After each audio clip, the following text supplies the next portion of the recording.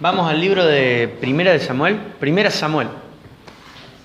No es Primera de Samuel, sino Primera Samuel porque no es una epístola, sino que es un libro. Parece un detalle raro, pero es un detalle. Bueno, venimos en esta carrera de todo lo que es el Antiguo Testamento y estamos entrando en uno de los libros más históricos más grandes, es el primero que está dividido a la mitad. Hay 3 libros en el Antiguo Testamento que están divididos a la mitad: Samuel, Reyes y Crónicas. ¿Qué pasaba? Cuando se escribió la Biblia en el hebreo, se escribían en rollos. Entonces había libros que eran como muy grandes, entonces no entraban en un solo rollo. Entonces, ¿qué hacían? Lo cortaban, cortaban la mitad, algo así. Entonces, por eso, en las traducciones que nosotros tenemos van a encontrar que dice primero de Samuel y primera y segunda Samuel, que serían las dos partes de este mismo rollo gigante. Quiero conectar lo que hoy vamos a ver con lo que vimos el jueves, y sé que muchísimos no estuvieron el jueves, y si pudieron escuchar el audio, mejor, pero el jueves nosotros hablamos de una época de la iglesia, del pueblo de Israel, que es la época de los jueces. Y quiero que ahora nos ubiquemos más o menos en la historia, porque si no vamos a estar como medios perdidos. Israel entró a la tierra prometida. ¿Con quién entró a la tierra prometida? No, casi. Con Josué, el discípulo. O sea, con Moisés llegó hasta ahí, hasta el límite. Pero Moisés desobedeció y Dios le dijo: vos te quedás. Y el pueblo de Israel, después de 40 años de dar vuelta, entró por fin a esta tierra que Dios le había prometido, que Dios le había prometido hace tanto tiempo por Abraham. Y entraron por medio de Josué. Entonces ese es todo el libro de Josué. ¿De qué se trata? De la conquista. Es Israel entrando y conquistando esta tierra que Dios le había prometido a Israel. Todo esto era en base no a la fuerza propia de Israel, sino en base a ¿qué? A la promesa que Dios había dado. Dios había dicho: ustedes entren y yo les voy a dar la victoria. ¿Y el pueblo qué tenía que hacer? ¿Confiar en el Señor? Exactamente, nada más. Pero ¿qué pasa? Pues Josué muere, Israel queda medio como, podemos decir, medio como a la deriva. Entonces Dios sigue dándole órdenes al pueblo, y esto fue lo que vimos el jueves. El pueblo empieza ¿qué? A obedecer, pero ¿de qué manera? Como de manera incompleta, a medias. Como que un poquito sí y un poquito no. Y así fue como empezó el declive de toda la nación. Ahora, fíjense qué loco. No sabemos bien, o mejor dicho, yo no recuerdo bien, cuánto tiempo está Israel adentro con Josué. Pero ya después de Josué, ya Israel empezó a declinar, o sea, empezó a hacer las cosas mal. ¿Y cuánto hacía que estaba en la tierra prometida? Re poco. Entonces, algo llamativo es que Israel no duró mucho en la tierra prometida como un pueblo obediente. Y recuerden algo que habíamos visto el jueves. La historia, ¿para qué nos sirve? A ver, los que tuvieron el jueves. Para no volver a repetir los errores que nosotros hemos estudiado. Pero también a lo largo de la historia nos enseña algo, que no hemos aprendido de esos errores, porque es como que volvemos a caer una y otra vez. Nos muestra un poco lo necio que somos. Israel, ojo esto, tenía una ventaja en comparación nuestra. Ellos no tenían gente en su pasado que haya echado moco en una tierra prometida, por ejemplo. Eran como, en esto eran los primeros. Lo único que tenían eran sus antepasados que habían muerto en el desierto. Y en vez de aprovechar que sus antepasados murieron en el desierto por desobediencia y como aceptar el consejo, ¿qué hicieron? Siguieron haciendo las cosas mal. Y a partir de ese momento, en Jueces, hasta que viene Jesús, es así. Es como un sub y baja. Un tiempito están bien, otro tiempo están mal, después están muchos años mal, otro tiempito están bien, otros años están mal. Entonces fíjense qué interesante, Dios nos dejó en la Biblia, en el Antiguo Testamento, la historia de una nación con un montón de errores, para que cuando nosotros lo estudiemos como iglesia, aprendamos de los errores de esa nación y no los cometamos. Ese sería como un resumen de lo que es toda la historia de Israel. Y a la vez nos dejó prometido que necesitamos a alguien mucho mayor, por ejemplo, que cualquier juez. ¿Se entiende? ¿Qué vamos a estudiar hoy? Que en un momento Israel no quiere tener más juez. Y los que leyeron en 1 Samuel 9, ¿qué empiezan a pedir? Un rey. Ahora pasamos de que Israel tenga jueces a que Israel tenga rey. ¿Saben cómo gobernaba Dios a Israel cuando tenía jueces? Directamente. Eso se llama un gobierno. Vieron que nosotros tenemos un gobierno democrático. Israel tenía un gobierno teocrático. Es decir, Dios era el que gobernaba. Acompáñenme a 1 Samuel, capítulo 7, versículo 3. Acá tenemos un poco, no voy a hablar mucho de Samuel. Si ven el libro, se llama Samuel, del que menos vamos a hablar va a ser de Samuel. Vamos a hablar hoy del primer rey que tuvo Israel, durante toda su nación, que se llamó Saúl. Pero miren cómo era la realidad de Israel en este tiempo. Versículo 3 del capítulo 7. Entonces Samuel, que era este tipo último juez y profeta, les dijo a todo el pueblo de Israel: si de todo corazón desean volver al Señor, tenían que hacer algo. Desháganse de sus dioses ajenos y de las imágenes de Astoret, que era un dios de esa cultura cananea. Dediquen su corazón al Señor y obedézcanlo solamente a Él. Entonces Él los rescatará de los filisteos. Los filisteos eran un pueblo muy fuerte y grande que estaban dominando Israel. Pero, ¿qué opinan ustedes? ¿Este versículo tendrá en su interior algo que tenga que ver con nosotros hoy en día? ¿Qué es lo que vemos acá? Que Dios está pidiendo que nosotros, no tengamos nuestro corazón dividido. Como que nos decidamos. Como que Dios está diciendo o a un lado o a otro lado, ¿no? Y está diciendo, de todo corazón tienen que volverse al Señor. De todo corazón tienen que buscarle a Él. Y tienen que deshacerse sus ídolos, sus imágenes. Tienen que deshacerse todas las cosas que adoran en lugar de Dios.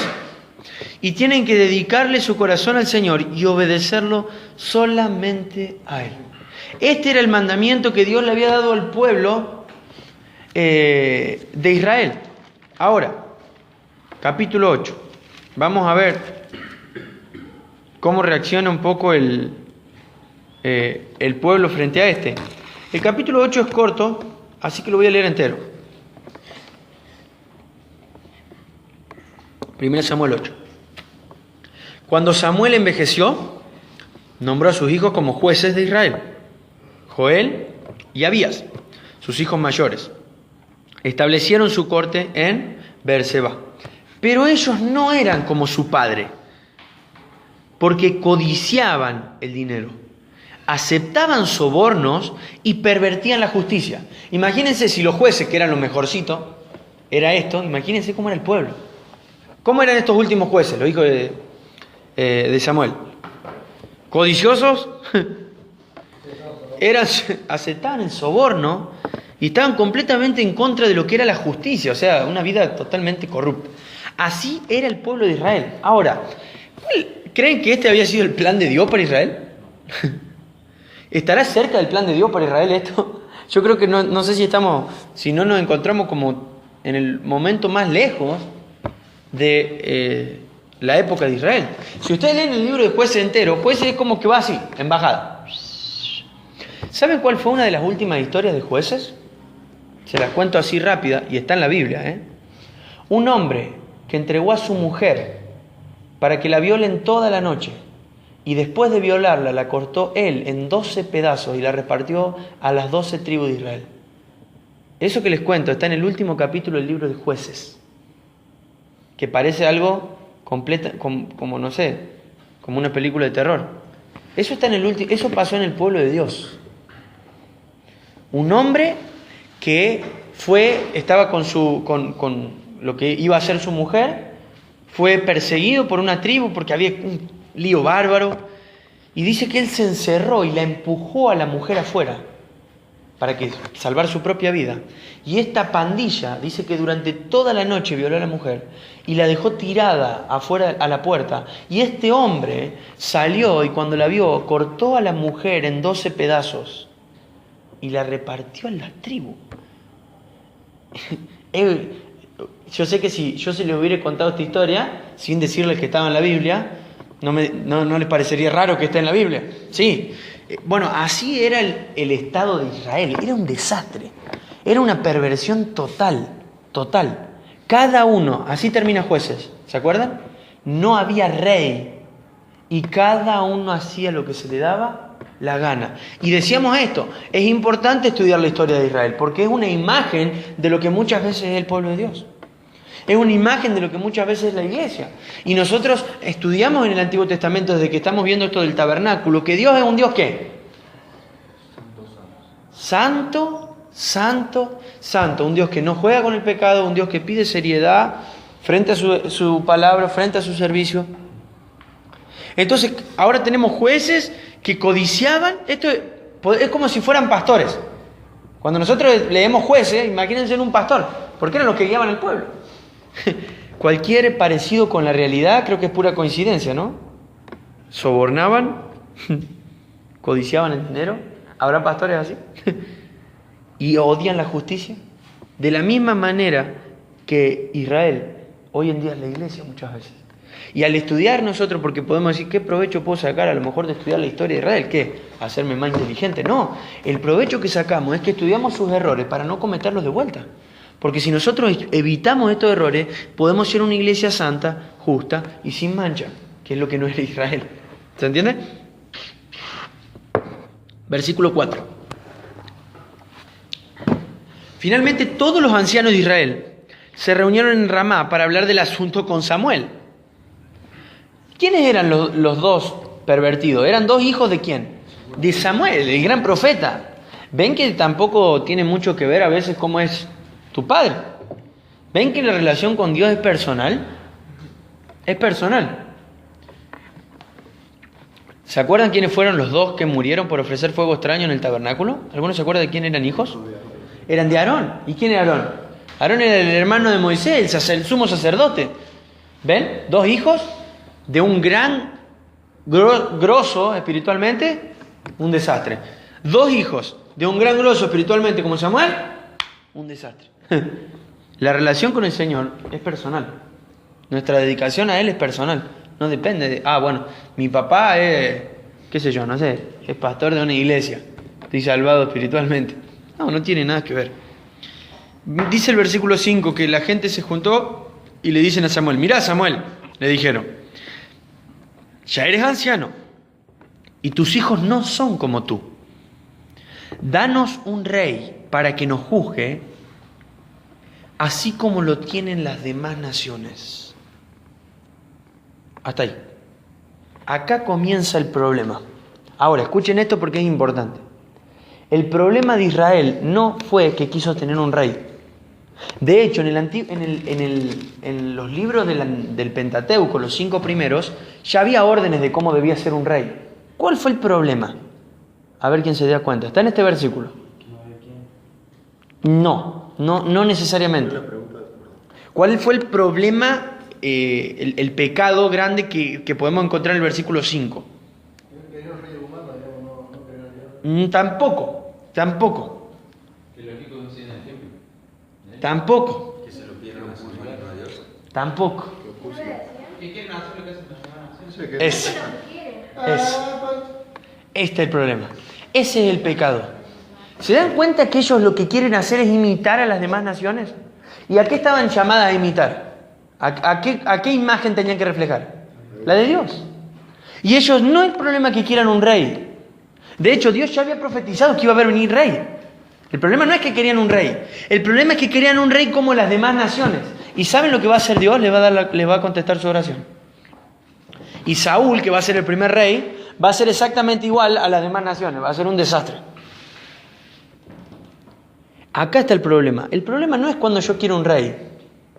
El problema es cuando yo quiero imitar a las costumbres de este mundo. El problema es cuando yo quiero ser como el mundo. Si nosotros somos cristianos, no podemos ser iguales al mundo. No puedo agarrar a un cristiano y agarrar a un incrédulo y ver que, por ejemplo, sus metas son las mismas. O sus sueños son los mismos. No puedo agarrar a un cristiano y a un incrédulo y ver que lo que gobierna su corazón es lo mismo. ¿Se entiende? No podemos ser como las demás naciones, no podemos ser como el mundo. El problema arranca acá. Por eso el versículo 6 dice, Samuel se disgustó con esta petición y fue al Señor en busca de orientación. Lo dejaron como mareado. Y escuchen lo que dice Dios. Versículo 7.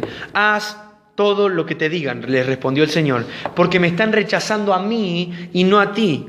Ya no quieren que yo siga siendo su rey. Y acá tenemos lo que también decían ustedes, el segundo problema.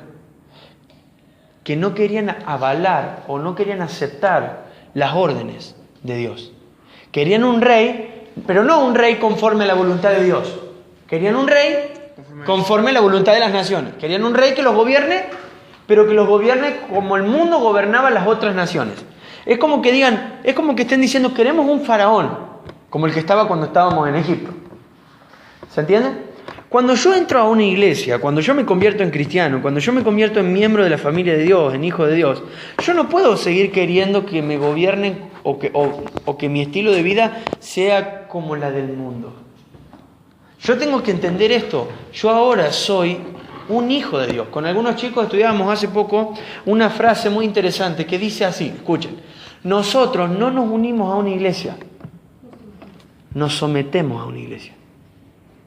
Pero eso no significa someterme a una autoridad humana. ¿A dónde me someto? A la Biblia.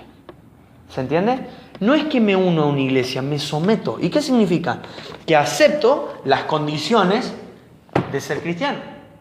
Y tengo que vivir en base a esas reglas y en base a esas condiciones. Porque ya no pertenezco al mundo, ya no tengo que vivir como el mundo, no pertenezco más al mundo. Dice la Biblia, hijitos, ustedes no son del mundo. Si alguno ama al mundo, el amor del Padre no está en él. Santiago dice, ¿qué amistad tiene el mundo? Las tinieblas con ustedes. Ninguna. Nosotros no somos, dice la Biblia en Juan 14, no somos de este mundo.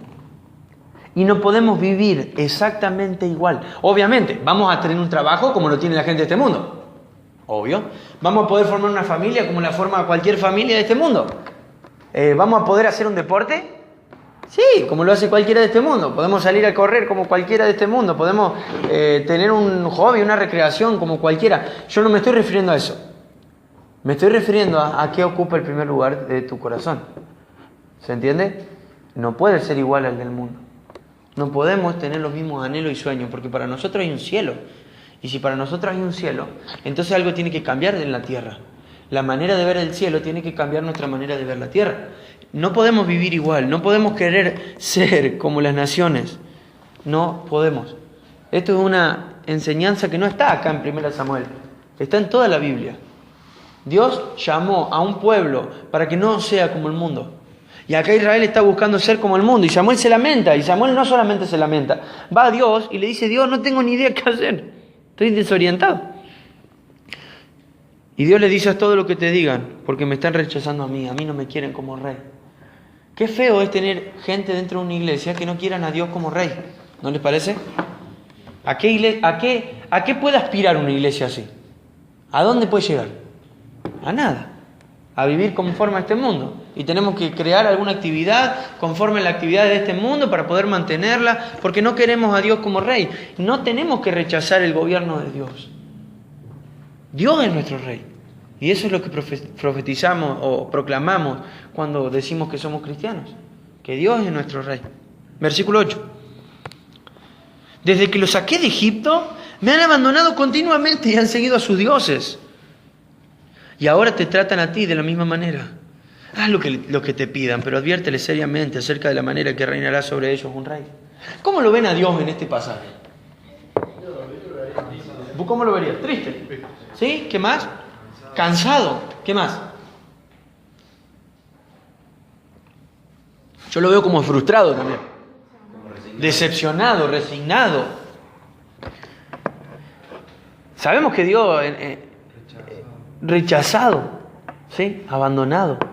Yo lo veo como diciendo, loco, desde que lo saqué de Egipto, no me cansé de mostrarle una y otra vez mi amor, una y otra vez mi misericordia. Y podríamos repasar todo lo que venimos estudiando, de todo lo que fueron los milagros, ¿no? Desde las 10 plagas hasta el cruce del mar, las columnas de nube, el pan del cielo, las codornices, el agua de la roca, la serpiente de bronce, las leyes que le daba a Moisés, la gloria que descendía en el tabernáculo.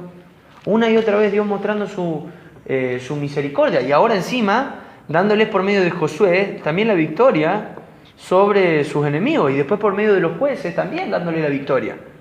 A pesar de que el pueblo de Israel, habría que alguna vez hacer un estudio de cuántas veces Israel se apartó de Dios, y nos sorprendería el número quizás, pero cientos de veces, una y otra vez, una y otra vez, una y otra vez.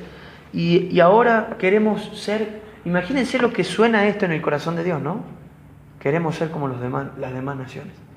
Queremos que se nos diga que somos el pueblo de Dios, pero que al vivir vivamos como las demás naciones.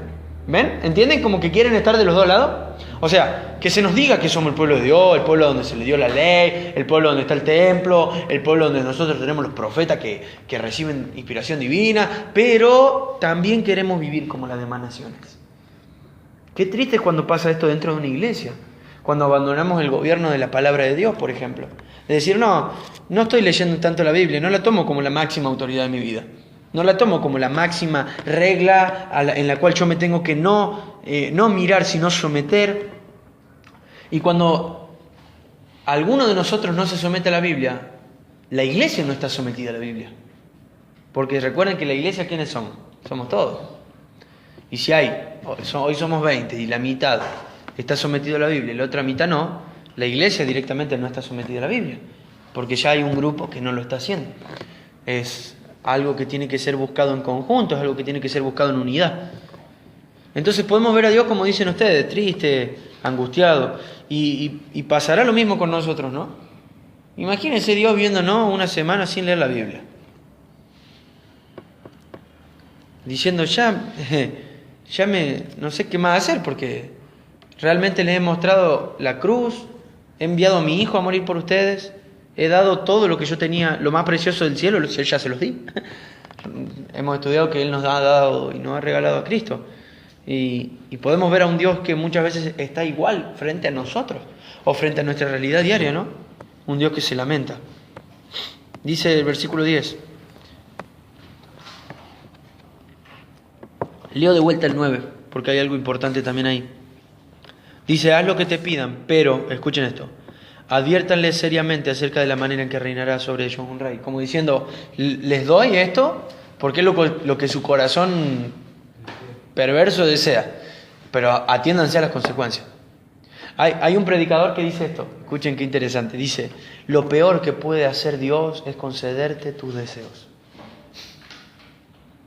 Porque ¿cómo son nuestros deseos? Egoístas, incrédulos, perversos. Lo peor de lo peor que puede hacer Dios es concedernos muchas veces nuestros deseos. Lo que tenemos que buscar es que nuestros deseos sean ¿qué? Los deseos de Dios. Y ya vamos a ver más adelante cómo se trata de esto. Versículo 10. Entonces Samuel transmitió las advertencias del Señor al pueblo que pedía un rey. Esta es la manera que un rey gobernará sobre ustedes, les dijo. El rey reclutará en el ejército a los hijos de ustedes y los asignará a los carros de guerra y a sus conductores y los hará correr delante de sus carros. Algunos serán generales y capitanes del ejército, otros serán obligados a arar y a cosechar los cultivos del rey, y otros harán las armas y el equipo para los carros de guerra. El rey tomará a las hijas de ustedes y las obligará a cocinar, a hornear y a hacer perfumes para él. Les quitará a ustedes lo mejor de sus campos, viñedos y huertos de olivos, y se los dará a sus oficiales. Tomará 1/10 parte de su grano y de sus cosechas de uvas, y la repartirá entre sus oficiales y miembros de la corte. Les quitará sus esclavos y esclavas, y les exigirá lo mejor de sus ganados y burros para su propio uso. Les exigirá la 10ª parte de sus rebaños, y ustedes serán sus esclavos. Cuando llegue ese día, suplicarán ser aliviados de este rey que ahora piden, pero entonces el Señor no los ayudará. ¿Qué parte buena leyeron de todo esto? Creo que bueno, que iban algunos a ser como generales para ir a pelear, pero después resultaba en pérdida, ¿no? Como que este rey iba a abusarse por ahí de su gobierno y a pedirle cosas, que den cosas. Lo que podemos ver a grandes rasgos, ¿no? Más allá de analizar versículo por versículo, es que esto iba a traer una pérdida porque el rey iba a tener intenciones egoístas. ¿Vieron eso? Que iba a pedir el rey todo el tiempo, pedir, pedir, pedir y nunca dar y siempre lo mejor. Es decir, el rey va a tener el mismo corazón que el pueblo. ¿Cómo era el corazón del pueblo? Egoísta, querían un rey como las demás naciones, querían un rey que satisfaga sus necesidades terrenales. Entonces Dios, ¿qué va a hacer? Bueno, le voy a dar el rey que ustedes están pidiendo, un rey como el de las demás naciones. ¿Y qué hace el rey de las demás naciones? Bueno, el rey de las demás naciones les pide cosas, vieron que dice, le va a quitar sus mujeres, le va a quitar sus esclavos, le va a quitar sus burros, le va a quitar su cosecha, que es lo mismo que hace el rey de los reyes de las demás naciones. Lo que Dios está haciendo acá es concederle los deseos del corazón al pueblo. Entonces, no tenemos que pedirle a Dios que conceda el deseo de nuestro perverso corazón. Y ya voy a explicar bien esto. Versículo 19. Entonces el pueblo se arrepintió y le pidió a Dios que se retractara de esto. Eso podría ser lo bueno que... Pero no leemos esto, ¿no? Leemos que dice que el pueblo se negó a escuchar la advertencia de Samuel. Se negó, estaba completamente duro su corazón. Y escuchen esto, dice, aún así todavía queremos un rey, dijeron ellos. Y acá está el gran pecado en el versículo 20. Por eso les digo que el problema no era solo el rey. Dice, nuestro deseo es ser como las naciones que nos rodean. El rey nos juzgará y será nuestro líder en las batallas. ¿Ven? ¿Cuál era el deseo del corazón de Israel? Ser como las demás naciones. Ahora, llevémoslo a la iglesia, porque recuerden que todo esto es estudiar la historia para no repetir los mismos errores, ¿no? Nosotros no podemos conformarnos a un estilo de vida como el de las demás naciones. No podemos decir, bueno, permitamos esto porque en realidad en la sociedad también se permite. Eso no puede pasar entre nosotros. Nuestra vara de moralidad, de vida íntegra, tendría que ser la vara más alta de todo el pueblo. Bueno, un par de malas palabras, el pueblo los dice. No, ¿qué estás queriendo decir? Igual que las naciones. Sexo antes del matrimonio, igual que las naciones. Robemos, mintamos o falseemos un poco en el laburo, igual que las demás naciones. Bueno, no nos perdonemos unos a otros dentro de la iglesia, igual que las demás naciones. No nos ayudemos mutuamente, igual que las demás naciones. Y después nos preguntamos por qué el Señor no bendice y no añade a la iglesia los que han de ser salvos. Porque nuestro deseo es ser como las demás naciones. Aunque no lo digamos verbalmente. A veces no hace falta decirlo verbalmente. Sino es necesario solamente ver nuestras vidas y nuestros corazones. Tenemos que ser santos, dice la Biblia, porque Dios es santo. Somos puestos en esta tierra con este propósito. Reflejar y manifestar la gloria de aquel que nos llamó por su gracia, dice la Biblia. Y si el que nos llamó es santo, tenemos que ser santos. Si el que nos llamó es íntegro y es puro, tenemos que ser de la misma manera.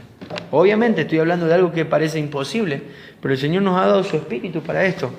Y sabemos que estamos repletos de pecado, pero es algo a lo que debemos apuntar. Esto no es, planes 2018, una iglesia santa.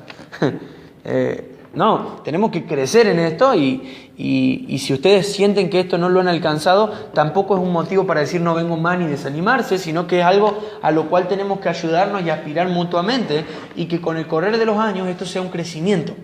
¿Se entiende? No es,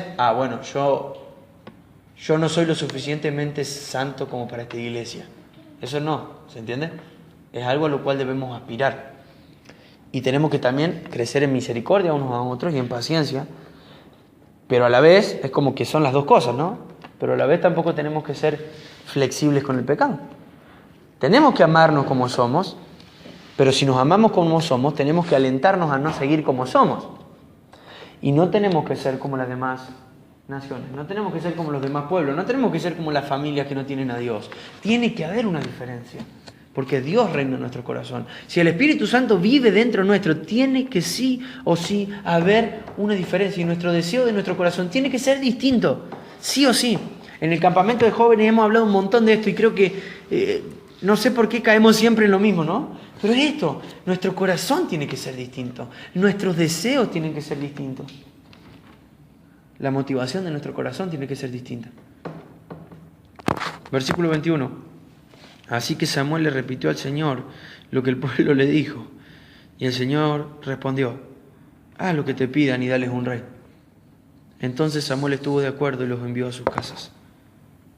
Y ahora vamos a ver cómo comienza este rey, porque no es que el pueblo lo iba a elegir, sino que aún así Dios es tan grande en misericordia que Dios le va a elegir un rey.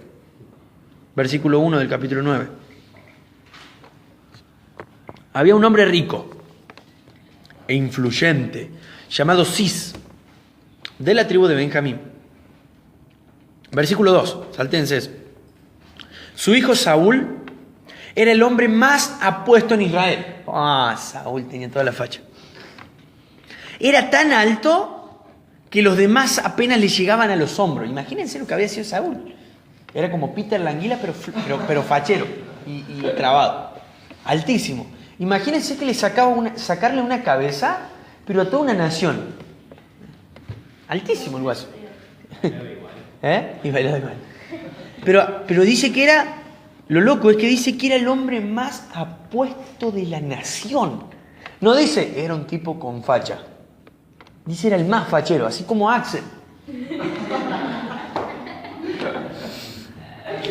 Era un tipo fachero, era un tipo alto como yo, era un tipo grosso. La cara de Cristian, mi altura y los abdominales de Axel. Y los gemelos del Tati. Qué combinación.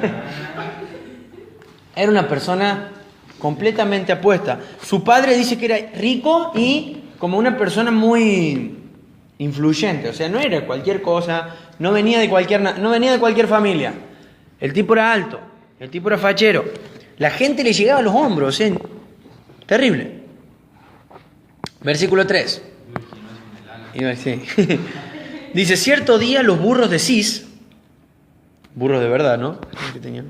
Los burros de Cis se extraviaron y él le dijo a Saúl, lleva un siervo contigo y va a buscar los burros. Estos burros no es, se me perdieron 3 o 4 burros.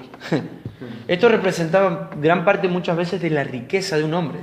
Quizás estamos hablando, no sé, de cientos. Y bueno, sí lo envía a Saúl a buscar a los burros. Dice el versículo 4. Así que Saúl tomó a un siervo, y anduvo por la zona montañosa de Efraín, por la tierra de Salisa, por el área de Salim, y por toda la tierra de Benjamín. Pero no pudieron encontrar los burros por ninguna parte. Finalmente encontraron a la región de Suf, y Saúl le dijo a su siervo, volvamos a casa. Es probable que ahora mi padre esté más preocupado por nosotros que por los burros. Se ve que había pasado un largo tiempo. Pero el siervo dijo, se me ocurre algo. En esta ciudad vive un hombre de Dios. La gente lo tiene en gran estima porque todo lo que dice se cumple. Vayamos a buscarlo. Tal vez pueda decirnos por dónde ir. Pero no tenemos nada para ofrecerle, dice Saúl. Hasta nuestra comida se acabó y no tenemos nada para darle. Bueno, dijo el siervo, tengo una pequeña pieza de plata. Al menos se la podemos ofrecer al hombre de Dios y ver qué pasa. En esos días, si la gente quería recibir un mensaje de Dios, decían, vamos a preguntarle al vidente, porque los profetas solían ser llamados videntes. Miren cómo era la situación espiritual de Israel. La nación había quedado como tan olvidada de Dios, que era como, no sé, como un brujo, un profeta. Y vos tenías que ir a la casa y preguntarle, y generalmente lo que se le preguntaba eran cosas como esta. Che, perdí mis burros, ¿dónde están? Miren dónde había quedado la situación espiritual de Israel. Volvamos a la iglesia. ¿No pasa esto a veces de que queremos a Dios solamente para que nos responda alguna situación o para que nos ayude en algo? ¿Ven cómo van a caer estos dos ante Samuel? Por problemas puramente propios, egoístas. Bueno, así era la situación en Israel. La gente consultaba a Dios simplemente para algún beneficio personal. Repito esto, cualquier parecido con la realidad, bueno, es como pura coincidencia. Lo único que nos enseña la historia es que no hemos aprendido nada de ello. Dice el versículo 10. Está bien, aceptó Saúl.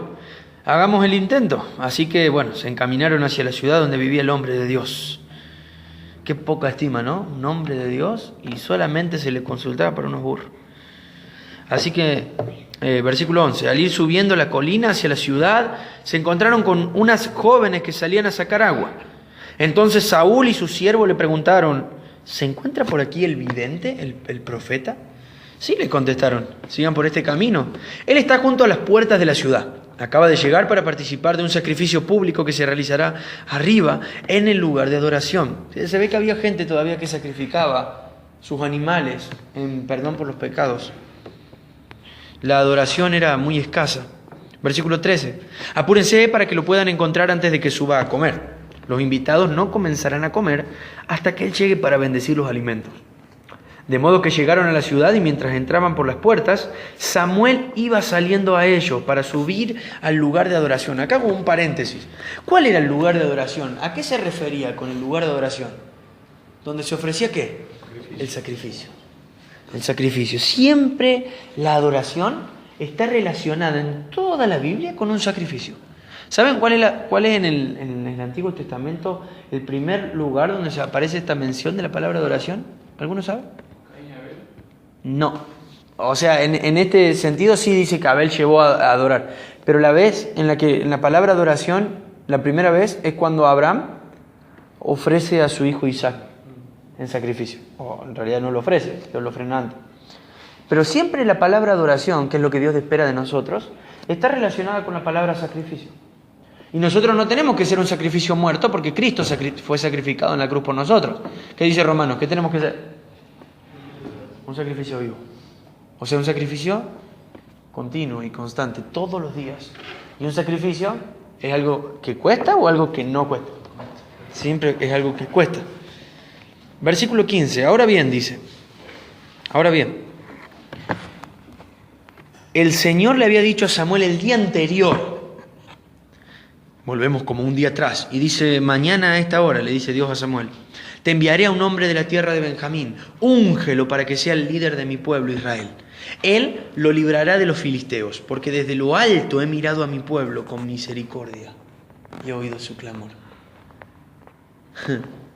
Nosotros vimos en el capítulo 8 que lo que menos merecía el pueblo era que Dios haga algo por ellos, ¿no? Pero creo que de esto se trata la misericordia. No existe la frase, el pueblo merece la misericordia. ¿Por qué? Porque justamente es como una contradicción de palabras. Misericordia literalmente es algo que vos no mereces. Entonces nunca digamos, el pueblo no merecía, porque nunca se merece la misericordia, por eso es misericordia. Es como decir, no merecía esta gracia. Claro, obvio, por eso es gracia. ¿Se entiende? Decir gracia inmerecida es como decir dos veces lo mismo. Porque ya la gracia significa un regalo inmerecido. Entonces, podemos ver que el pueblo estaba en una situación desastrosa. Si alguien consultaba a un varón de Dios, a un hombre de Dios, era para preguntarle dónde estaban los burros. Los últimos jueces que habían tenido eran los hijos de Samuel, que codiciaban, amaban los sobornos y odiaban la justicia. El pueblo quería solamente ser como ¿qué? Como las demás naciones. ¿Y qué hace Dios? Dice, he mirado desde lo alto a mi pueblo con misericordia y he oído su clamor. Dios, una y otra vez, lo vemos en toda la Biblia, nos está apuntando que va a terminar en la cruz, ¿no? Que es un Dios lleno de gracia y un Dios lleno de misericordia. Y dice el versículo 17 que cuando Samuel vio a Saúl, entonces el Señor le dijo, ese es el hombre del que te hablé. Él gobernará mi pueblo. Y justo en ese momento Saúl se acercó a Samuel a las puertas de la ciudad y le preguntó, ¿podría decirme por favor dónde está la casa del vidente? Yo soy el vidente, contestó Samuel. Sube al lugar de adoración delante de mí. Allí comeremos juntos y en la mañana te diré lo que quieres saber y te enviaré de regreso. Y no te preocupes por esos burros que se perdieron hace 3 días. Le había abierto los ojos Saúl ahí. Porque ya los encontraron. Además, estoy aquí para decirte que tú y tu familia son el centro de todas las esperanzas de Israel. ¿Qué? Saúl respondió, pero solo soy de la tribu de Benjamín, la más pequeña de Israel. Y mi familia es la menos importante de todas las familias de la tribu. ¿Por qué me habla usted de esa manera? Hay quienes algunos piensan como que Saúl acá está como haciéndose el humilde. Porque vimos antes que tenía era muy influyente su familia. Que es lo que dice el versículo 1 del 9. Dice el 22. Luego Samuel llevó a Saúl y a su siervo al comedor y los sentó en la cabecera de la mesa y así los honró más que a los 30 invitados especiales. Después Samuel dio instrucciones al cocinero para que le sirviesen a Saúl el mejor corte de carne, un buen vacío, la porción que había sido reservada para el invitado de honor. El cocinero trajo la carne, la puso frente a Saúl. Adelante, come, les dijo Samuel. Lo había apartado para ti aún antes de que invitara a los demás. Saúl debe haber estado re perdido entre todo eso, ¿no? Dice que ese día Saúl comió con Samuel. Cuando bajaron del lugar de adoración y regresaron a la ciudad, Samuel llevó a Saúl a la azotea de la casa y allí le preparó una cama. Al amanecer del día siguiente, Samuel llamó a Saúl y le dice, levántate, es hora de que sigas tu viaje. Así que Saúl se preparó y salió de la casa junto a Samuel. Cuando llegaron a las afueras de la ciudad, Samuel le dijo a Saúl que mandara a su siervo que se adelantara. Después de que el siervo se fue, Samuel dijo, quédate aquí porque he recibido un mensaje especial para ti de parte de Dios. Y vamos al 10. Vamos a terminar con el 10. Vamos a leer solo una parte del 10. Quédense tranquilos. Entonces Samuel tomó un frasco de aceite de oliva y lo derramó sobre la cabeza de Saúl. ¿Se acuerdan dónde pasaba esto? En el tabernáculo. ¿Se acuerdan con Aarón, este ungimiento de aceite que era un símbolo del ungimiento de Dios? Dice que besó a Saúl y le dijo, hago esto porque el Señor te ha designado para que gobiernes a Israel, que es su posesión más preciada. Ahí. ¿Qué dice que era Israel para Dios? Su posesión más preciada. Y cuando vos estudiás la historia de Israel, vos decís lo que menos era Israel era preciada, ¿no? Algo precioso. Imagínense, Dios a pesar de lo que era Israel, seguía viendo a Israel como algo precioso. Ahora imagínense la iglesia que dice la Biblia que ha sido comprada con la sangre de Cristo, que ha sido purificada con la sangre de Cristo. ¿Cómo la verá Dios? Mucho más que como algo precioso, ¿no? Lo ve como algo propio, al punto que la Biblia dice que somos su cuerpo y Cristo la cabeza. ¿Cuánto más nosotros debemos estar agradecidos por el valor que nos tiene Dios a nosotros? Creo que a veces no somos muy conscientes de esto, creo que más que nada cuando oramos, y no entendemos cuánto nos quiere Dios, o cuánto realmente nos ama. Somos valiosos para Él. Eso tenemos que aprenderlo bien, ¿no? Somos valiosos para el Señor. Dice el 2. Cuando me dejes hoy, verás a 2 hombres junto a la tumba de Raquel en Celsa, en los límites del territorio de Benjamín. Ellos te dirán que los burros fueron encontrados y que tu padre dejó de preocuparse por ellos, pero que ahora está preocupado por ti. Está preguntando, ¿has visto a mi hijo? Cuando llegues al roble de Tabor, te encontrarás con 3 hombres que van camino a Betel para adorar a Dios. Uno llevará 3 cabritos, otro tendrá 3 panes y el tercero un odre lleno de vino. Los 3 hombres te saludarán y te ofrecerán 2 panes, los cuales debes aceptar. Samuel la tenía, no por nada le decían el vidente, ¿no? Y de encima. Dice, cuando llegues a Gibeá de Dios, donde está la guarnición de los filisteos, encontrarás a un grupo de profetas que desciende del lugar de adoración. Estarán tocando un arpa, una pandereta, una flauta y una lira, y estarán profetizando. Versículo 6, acá está lo importante. En ese momento, el Espíritu del Señor vendrá poderosamente sobre ti y profetizarás con ellos. Serás transformado en una persona diferente. Terrible, terrible. Hasta ahí. Todavía seguía habiendo, y esto es algo importante también que aprender, hay cosas detrás de las historias que son como enseñanzas que permanecen para siempre. Por ejemplo, una de ellas es que a pesar de que el pueblo esté rebelde, siempre hay un grupo que no. ¿Vieron? ¿Qué había? Profetas. El profeta era como un cristiano de ahora. Era alguien que recibía palabras de Dios y le hablaba a otros de parte de Dios. Eso era un profeta. Nosotros ahora también de alguna manera somos profetas, pero no en el estilo del Antiguo Testamento.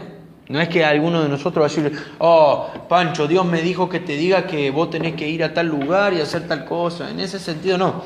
Somos profetas en el sentido que hablamos delante de Dios y de parte de Dios.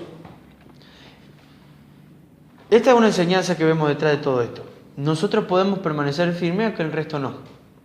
¿Se entiende? Podemos ser verdaderos hijos de Dios aunque los que estén a mi alrededor no.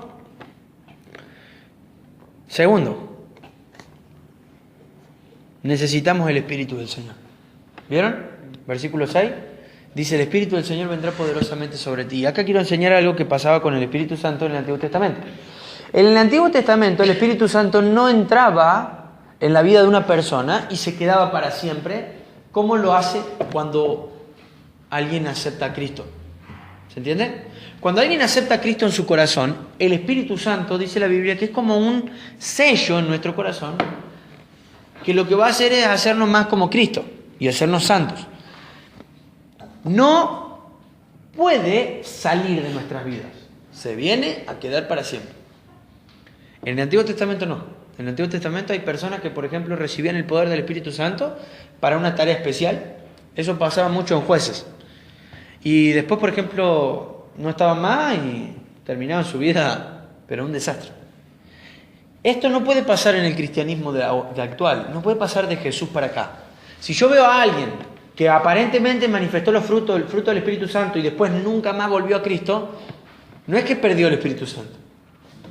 Es que, claro, se tuvo como un reflejo del cristianismo.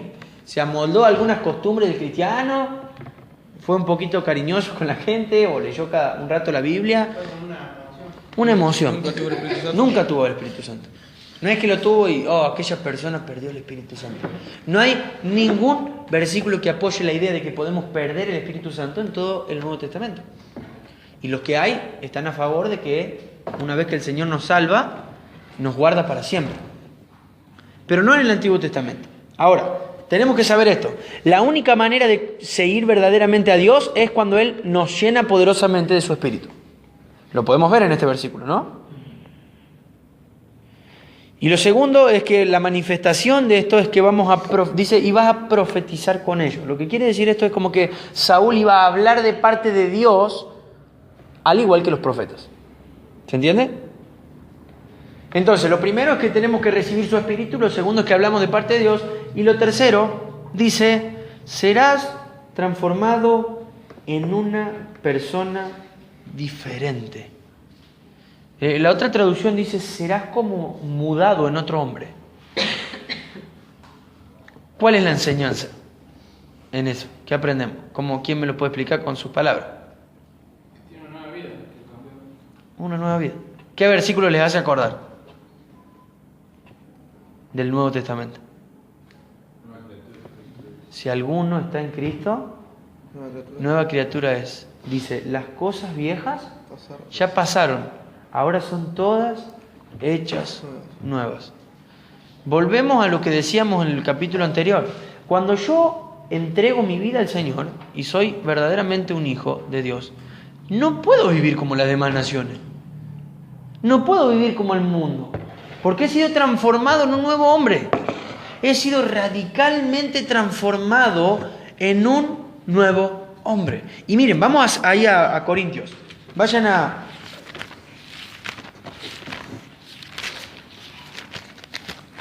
Segunda Corintios 5.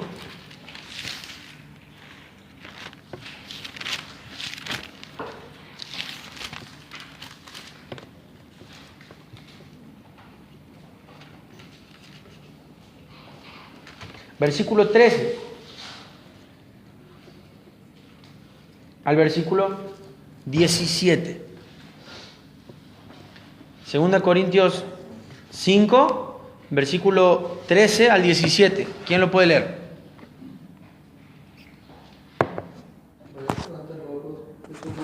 Es para dar el gloria a Dios. Y si estamos en nuestro sano juicio, es para venir. ¿Qué? Nada. ¿Pregunta, a ver? Léelo de vuelta. Si parecemos estar locos, es para darle gloria a Dios. Y si estamos en nuestro sano juicio, es para beneficio de ustedes. Sea de una forma u otra, el amor de Cristo nos controla. Ya que creemos que Cristo murió por todos, también creemos que todos hemos muerto a nuestra vida antigua. Él murió por todos para que los que reciban la nueva vida de Cristo ya no vivan más para sí mismos. Más bien, vivirán para Cristo, quien murió y resucitó por ellos. Así que hemos dejado de evaluar a otros desde el punto de vista humano. En un tiempo pensábamos de Cristo solo desde un punto de vista humano. ¿Qué tan diferentes los conocemos ahora? Esto significa que todo el que pertenece a Cristo se ha convertido en una persona nueva. La vida antigua ha pasado, una nueva vida ha comenzado. Bueno, entonces, ¿qué pasa? No podemos seguir viviendo igual. Si ustedes realmente han creído en Jesús y realmente el Señor ha cambiado sus corazones, ¿cómo lo vamos a mostrar? ¿Diciendo que somos cristianos? No, mostrando con nuestra vida, con nuestro tiempo, con nuestra economía, con nuestras amistades, que somos nuevas personas, que ya no hacemos más lo que hacíamos antes, que ya no vivimos más de la manera que vivíamos antes, porque así honramos a Dios, mostrándole al mundo que no somos iguales, mostrándole al mundo que ya somos total y completamente diferentes, y la gente va a ver ese cambio, porque la gente lo sabe, lo nota, y va a decir, ¿por qué hay tanta diferencia, qué sé yo, en el Ema que conocí hace 2 años que en el que conozco ahora? ¿Por qué hay diferencia en el Lau que conocí hace 2 años que en el que conozco ahora? ¿Qué hay de distinto en él? ¿Qué ocurrió? ¿Qué pasó?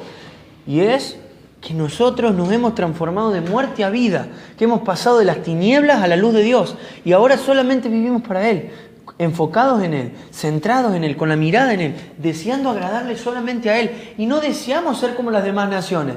Hemos sido transformados en una persona diferente. Y escuchen esto y termino con este versículo. Hemos hablado un poco de estos deseos del corazón. ¿Cuál era el deseo del corazón de Israel ahí? Ser como las demás naciones. Escuchen lo que dice el versículo 7 de 2 Samuel 10. Después de que sucedan estas señales, haz lo que deba hacerse, porque Dios está contigo. Escuchen lo que dice la otra traducción. Escuchen, y este versículo es muy, muy, muy importante. Cuando hayan acontecido estas señales, ¿qué señales? De que tiene el espíritu, de que está profetizando y de que ha sido otro hombre. Dice, cuando hayan sucedido estas cosas, escuchen lo que dice esta versión. Haced todo lo que te venga en la mano, porque Dios está con vos. ¿A qué se está refiriendo? ¿De qué está hablando? De que todo lo que va a hacer, Dios está al control de eso. Bien, vamos al Salmo 37, 4. Y con esto vamos concluyendo la idea. Salmo 37, 4.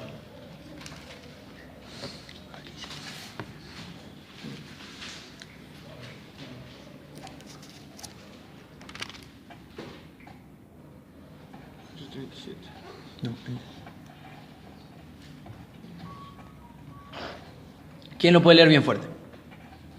Deleítate en el Señor, y Él te concederá los deseos de tu corazón. Deleítate en el Señor. ¿Qué significa eso? Adoración. ¿Qué? Nada, encantar, regocijar, Gozarte de Él. Deleitarte en Dios significa que vos estás principalmente buscando agradarle a Él y buscando ser feliz agradándole. ¿Qué es el deleite? Claro, es como un disfrute el deleite. El deleite es como una pasión. Bueno, lo que dice este salmo básicamente es esto. Vos disfrutá a Dios, disfrútalo, disfrutá conocerlo, disfrutá obedecerle, disfrutá amarlo. Dice, esta traducción dice entregale a Dios tu amor. Dice, lo que está diciendo es poner a Dios en primer lugar, buscar primeramente su reino, buscar primeramente su gloria. Entonces Él te va a conceder el deseo de tu corazón. ¿Por qué? Si ya dijimos que lo peor que puede hacer Dios es concederte el deseo de tu corazón. Pero ahí, cuando vos empezás a disfrutar a Dios, lo que vos decís se va a convertir en lo que Dios desea. Por eso, en 1 Samuel 10:7, lo que Dios está diciendo es esto. Cuando vos seas lleno del Espíritu, hacé lo que se te venga en la mano, porque ya Dios está con vos. Pero ¿qué es de lo que yo me tengo que encargar? De los pasos anteriores. ¿Se entiende? De ser lleno de su Espíritu, de ser una nueva criatura. Y cuando yo esté encargado de esas cosas, entonces todo lo que haga después va a ser un reflejo de lo que Dios quiere que haga. No sé si me entienden o me estoy explicando bien. Cuando nosotros nos llenamos con la palabra de Dios y empezamos a amar a Dios y empezamos a deleitarnos en Dios, a disfrutar a Dios, lo que nosotros deseemos de nuestro corazón van a ser cosas que Dios mismo desee. ¿Se entiende? O sea, van a ser cosas que Dios ame. Lo que yo ame van a ser cosas que Dios ame. Pero si yo no disfruto a Dios, si yo quiero ser como las demás naciones, si yo quiero vivir como el mundo vive, ¿cuáles van a ser los deseos de mi corazón? Justamente esos. Entonces, ¿cuál es nuestra tarea en esto? ¿O qué aprendemos detrás de tu historia? Que nuestra motivación, que nuestro deseo principal tiene que ser disfrutar a Dios. Tiene que ser conocer a Dios. Más que a cualquier cosa. Te hago esta pregunta, que hacía la pregunta en el campo. ¿Qué hay en tu corazón? ¿Qué gobierna tu corazón? ¿Lo gobierna una familia, un hijo, un papá, una mamá? ¿Lo gobierna un trabajo, una novia, un novio, una amistad? ¿Qué realmente gobierna? Si hoy Dios excavara tu corazón y llegara hasta el fondo, hasta lo más profundo, ¿qué gobierna tu corazón? ¿Qué ocupa el primer lugar en tu vida? Porque ustedes saben cuál es la consecuencia de aquel que no lo tiene en primer lugar, ¿no? Dios no está buscando el segundo lugar de nadie. Él no quiere ser la segunda opción de nadie. ¿Qué ocupa tu corazón? ¿A quién le estás entregando tu tiempo, tu fuerza, tu dinero? ¿Realmente Dios es el dueño de tu vida? Si alguien te ve, y los miro a todos y me miro a mí mismo, porque sé que estamos todos en la misma, ¿no? ¿Realmente nuestro deleite es Dios? ¿Nuestro disfrute es Dios? ¿Amamos a Dios? No estoy preguntando si decimos que amamos a Dios. Estoy preguntando esto y le estoy preguntando a tu corazón. ¿Vos amás de verdad, vos amás a Dios? ¿Brota amor en tu corazón cuando te hablo de Dios? ¿Brota o fluye amor en tu corazón? ¿Realmente? Porque ahí está la marca de un cristianismo. Y ahí están nuestros deseos. O el deseo de tu corazón, ¿cuál es? ¿Cuál es? Si nuestro corazón está en pecado, todos los deseos que van a fluir van a ser cosas que tengan que ver con el pecado. Si nuestro corazón está acá instalado en la tierra, en lo terrenal, en lo mundano, en lo humano, todas las cosas que voy a hacer van a ser en torno a eso. Quiero que te lleve a tu casa esta pregunta. ¿Dónde está tu corazón? ¿Está en Cristo? ¿Jesús ha cautivado tu corazón? ¿Él lo ha ganado o está en algún juego, diversión, entretenimiento, tiempo, trabajo, lo que sea? ¿Dónde está tu corazón? Tu corazón. Porque Dios quiere tu corazón. Dios no quiere tu vida solamente. O no quiere parte de tu vida, parte de tu tiempo. Él quiere tu corazón. Él quiere que cuando vos digas qué es lo que más amás, sea Él. Ni siquiera tu hija, tu hijo, tu amigo, tu papá, tu tío o quien sea. Si hoy nos dieran una hoja en blanco y la primera pregunta dice ¿quién amas más? Dios quiere que vos pongas a Dios. Y no lo pongas solamente, sino que lo demostres con su vida, con tu vida. Fíjense qué interesante, ¿no? Dios le está diciendo a Saúl, cuando vos seas lleno del Espíritu, poderosamente, dice la traducción, ¿vieron? Cuando realmente el poder de Dios esté en tu corazón y controle tu vida y seas transformado en una nueva persona, vos haces lo que quieras, porque Dios está con vos. Y Él va a controlar tu corazón, Él va a controlar tus emociones, Él va a controlar tu camino, Él va a controlar tu vida. Esforcémonos en esto, chicos, porque es importantísimo para nuestra vida personal. Esforcémonos en darle el primer lugar a Dios. Y digo esforcémonos porque tiene que ver con nuestras propias fuerzas. Hay que luchar por esto. Hay que esforzarse, hay que sacrificarse para orar, para leer la Biblia. No es que de la noche a la mañana ocurre algo así como que Dios es el dueño de todo, mi vida. Es un esfuerzo diario. Dice la Biblia, negarse cada día. Y yo sé, porque conozco a todos de ustedes, yo sé que acá hay personas que no le entienden, Dios no es el primer lugar. Y por eso lo estoy diciendo. No estoy hablando al aire, yo los conozco a todos. Y yo me conozco principalmente a mí. Y yo sé quién soy. Y sé que esto me viene al pelo. Pero yo los conozco a ustedes. Yo sé a qué le dedican tiempo. Yo sé a qué le dedican su esfuerzo. Yo sé que ocupa el lugar en su vida, porque así lo refleja su boca. Y sé que hoy lo que estamos haciendo es lo que dijimos siempre. No nos estamos uniendo en la iglesia, nos estamos sometiendo a la palabra. Y compartía en el grupo de jóvenes el otro día que la Biblia no es una pluma que nos acaricia, es una espada que nos traspasa, que quiere, dice, penetrar las coyunturas y los tuétanos del corazón. Eso quiere decir, quiere abrir, ¿saben lo que quiere hacer la Biblia? Exponer tu corazón delante de la mesa, abrirlo para que vos entiendas qué es lo que hay dentro de él. Y para que veas que no es Dios lo que está dentro y vos pongas a Dios dentro. ¿Se entiende? Eso es lo que quiere hacer. Porque cuando la iglesia crezca, tiene que ser una iglesia que en su corazón esté Dios. Busquemos a Dios con nuestro corazón. ¿Cómo se llega a esto? A través de un arrepentimiento. Tenemos que arrepentirnos de nuestros pecados. Hoy, confesar a Dios y decir, Dios, lo confieso, lo admito, vos no ocupás el lugar. Lo está ocupando un trabajo, lo está ocupando un juego, lo está ocupando mi familia, lo está ocupando, no sé, el dinero, lo estoy ocupando yo. Lo estoy ocupando yo. Yo soy mi dueño, yo soy mi Dios. Jesús dijo, si vos no aborreces aún tu propia vida, no podés estar conmigo. Y capaz que lo estamos ocupando nosotros, entonces, ¿qué tenemos que hacer? Arrepentirnos. El arrepentimiento es acercarnos al Señor, no solo con el dolor de nuestro pecado, sino con un deseo genuino, completamente genuino, de cambiar. Hoy compartía en un estado de WhatsApp que dice, decir que lamentamos nuestros pecados es pura hipocresía, a menos que lo demostremos realmente que lo lamentamos poniéndoles un fin, un término. ¿Se entiende? Decir que yo lamento mi pecado solamente es una hipocresía. Yo tengo que mostrar que lo lamento de verdad y que me arrepiento poniéndole ¿qué? Un fin. Y decir, hasta acá llegó. Hasta acá llegó nuestra rebeldía con Dios. Hasta acá llegó poner a Dios en el tercer lugar. Hasta acá llegó poner a Dios en el segundo lugar. Tengo que ponerle un fin a esto y darle el primer lugar a Dios. Porque Él lo merece y porque yo lo necesito. Esta es la marca verdadera de aquellos que han pasado de muerte a vida. Dios gobierna nuestros corazones. Y Él cumple los deseos de nuestro corazón porque los deseos de nuestro corazón son los de Él. A esto apuntamos como iglesia, no ahora, siempre. Acostumbrémonos a esto y empecemos a... Es como caminar al horizonte. ¿Va a llegar?